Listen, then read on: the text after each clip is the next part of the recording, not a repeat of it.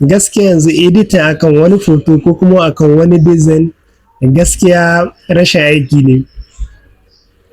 Gaskiya turan nan ma suna ƙirƙiro AI wannan GPT sha a gaskiya ni na ga mun su ƙaruwa da su fiye da wanda suka ƙirƙiro ta. Don muna aiki a kanta ko tana sauƙaƙa mana duk wasu ayyuka namu da muke son yi. A cikin wannan application zan gwada maka wani blogger ne mai abin mamaki wanda kai ɗin baka san shi ba. Amma to gaskiya kin kashi 80 da goma ko kusan 80 cikin 100 ba san shi ba, idan kana buƙatar sanin shiga.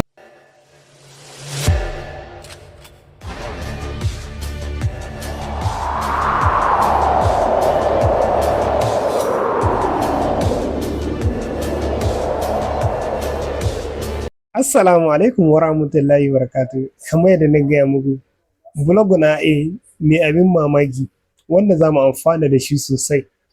Wanda shiga a cikin wannan bidiyo gani. Insha Allah idan kai sabo ne gar ka manta subscribe, like da yaɗa wannan bidiyo domin na san ba shakka za ka amfana da shi sosai kamar yadda wani zai amfana da shi sosai. Da farko shine za ka shigo cikin Google Chrome ɗin kamar haka. Bayan ka shigo cikin Google Chrome ɗin kamar haka sai ka rubuta image editor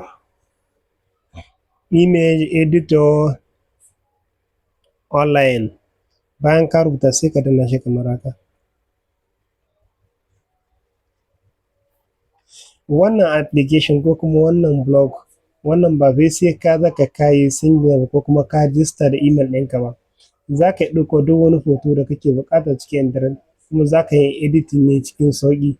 Duk wani foto da ka ɗauko cikin internet za ka yi editing ne cikin sauƙi. Idan ka gana ma duka wasu AI nan duk za ka yi amfani da su. Za ka yi aiki da su Nano Banana Pro, za ka yi aiki GPT sha, za ka yi aiki duk wani application da ka sani AI za ka yi amfani da shi wajen edit wani foton naka.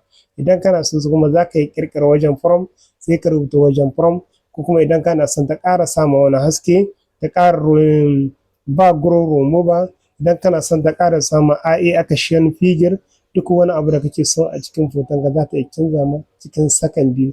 Idan kana son kuma ta yi ma canjin wajen post, ta ƙara tsara ma ko kuma ta ƙara sama duk wasu raguwa, ta ƙara sa foton ka ya zama mai kyau ƙwarai, sai ka danna na wajen generation. Wannan bidiyo idan ya burge ka kar ka manta da haɗa mun shi domin na san yawa za su amfana da shi sosai. Insha Allah mun gode.